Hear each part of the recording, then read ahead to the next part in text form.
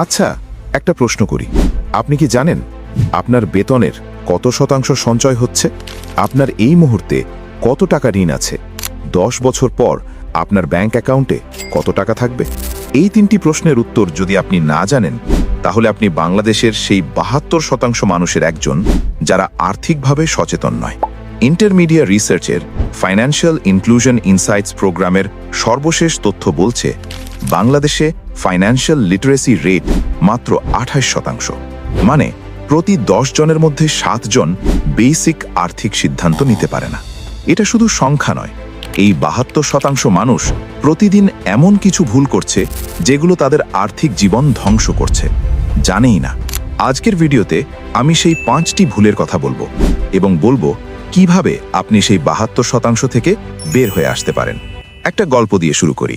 সিলেটের রাহেলা, বয়স 32, একটি বেসরকারি স্কুলে শিক্ষকতা করেন। মাসে বেতন পান 22,000 টাকা। রাহেলা পরিশ্রমী মানুষ, সৎ মানুষ, কিন্তু মাস শেষে তার হাতে কিছুই থাকে না। একদিন তার মেয়ে জিজ্ঞেস করল, আম্মু, আমরা কি কখনো নিজের বাড়িতে থাকতে পারবো?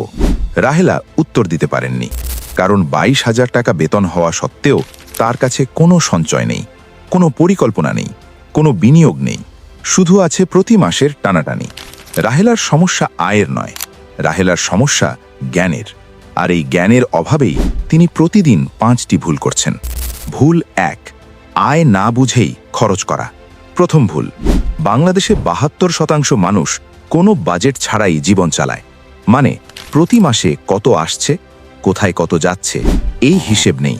গ্যালাপের একটি বৈশ্বিক জরিপে দেখা গেছে, যারা মাসিক বাজেট করে তারা একই আয়ে বাজেট না করা মানুষের চেয়ে গড়ে 18% বেশি সঞ্চয় করতে পারে।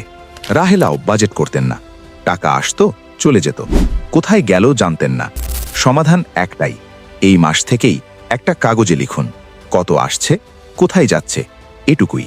এই একটা অভ্যাস আপনার চোখ খুলে দেবে। ভুল 2, জরুরি ফান্ড না রাখা। দ্বিতীয় ভুল, বাংলাদেশে বেশিরভাগ মানুষের কাছে কোনো এমার্জেন্সি ফান্ড নেই। মানে হঠাৎ অসুস্থ হলে, চাকরি চলে গেলে বা বড় কোনো বিপদ হলে তাৎক্ষণিক টাকার কোনো ব্যবস্থা নেই। রাহেলার স্বামী একবার হঠাৎ অসুস্থ হলেন, হাসপাতালে ভর্তি, খরচ হলো 45,000 টাকা। রাহেলাকে আত্মীয়দের কাছে হাত পাততে হলো, ঋণ নিতে হলো। সেই ঋণ শোধ করতে লাগলো 2 বছর। ফেডারেল রিজার্ভের একটি গবেষণায় দেখা গেছে, যাদের 3 মাসের এমার্জেন্সি ফান্ড আছে তারা আর্থিক বিপদে পড়লেও ঋণের ফাঁদে পড়ে না। সমাধান, আজ থেকে প্রতি মাসে মাত্র 1,000 টাকা আলাদা একটি জায়গায় রাখুন, ইসলামী ব্যাংকের মুনাফা ভিত্তিক সেভিংস অ্যাকাউন্টে। 1 বছরে জমবে 12,000 টাকা। এটাই আপনার প্রথম সুরক্ষা। ভুল 3, সুদকে স্বাভাবিক মনে করা।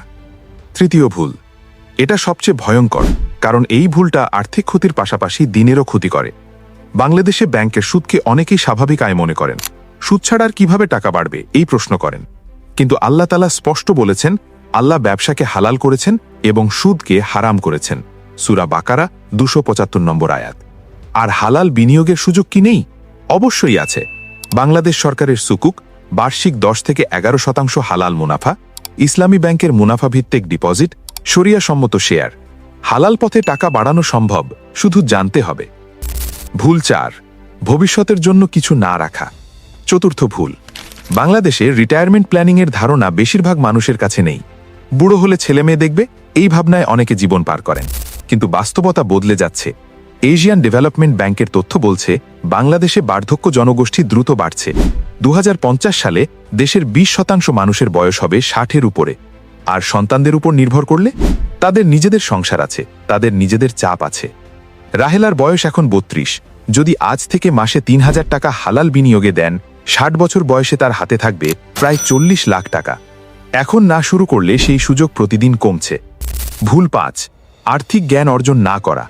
পঞ্চম এবং সবচেয়ে মূল ভুল, ইন্টারমিডিয়া রিসার্চের গবেষণা বলছে, বাংলাদেশে ফাইন্যান্সিয়াল লিটারেসি রেট 28% হবার সবচেয়ে বড় কারণ হল স্কুলে আর্থিক শিক্ষা নেই।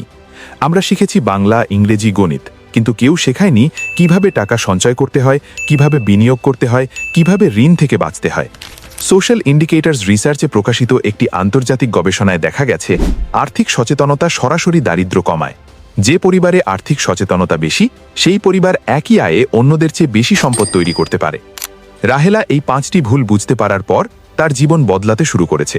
প্রথম মাসেই বাজেট বানালেন, দেখলেন প্রতি মাসে ৩৫০০ টাকা অপ্রয়োজনীয় জায়গায় যাচ্ছিল, সেটা বন্ধ করলেন। সেই ৩৫০০ টাকা দিয়ে ইসলামী ব্যাংকে সঞ্চয় শুরু করলেন। 1 বছর পর তার হাতে ৪২,০০০ টাকা, জীবনে প্রথমবার। এখন আপনার হাতে দুটো রাস্তা আছে। প্রথম রাস্তা, ভিডিও বন্ধ করুন, মনে করুন এটা আমার জন্য নয়, আর ঠিক আগের মতোই চলতে থাকুন, সেই ৭২% মধ্যেই থাকুন। দ্বিতীয় রাস্তা, আজই একটা কাজ করুন, একটা কাগজ নিন, এই মাসে কত আয় হয়েছে লিখুন, কোথায় কত গেছে লিখুন, এটুকুই। এই একটা পদক্ষেপই আপনাকে সেই ২৮% দলে নিয়ে যাবে। আল্লাহ তাআলা বলেছেন, মানুষ যা চেষ্টা করে সে তাই পায়। সূরা নাজম ৩৯। জ্ঞান অর্জনের চেষ্টাটা আজই শুরু করুন। কমেন্টে জানান এই 5টি ভুলের মধ্যে কোনটা এখন আপনার মধ্যে সবচেয়ে বেশি আছে। ভিডিওটি ভালো লাগলে লাইক করুন, আপনার পরিবার ও বন্ধুদের শেয়ার করুন, কারণ এই জ্ঞান তাদেরও দরকার। আর ড্রিম স্পার্ক ওয়াইটি সাবস্ক্রাইব করতে ভুলবেন না। আল্লাহ হাফেজ।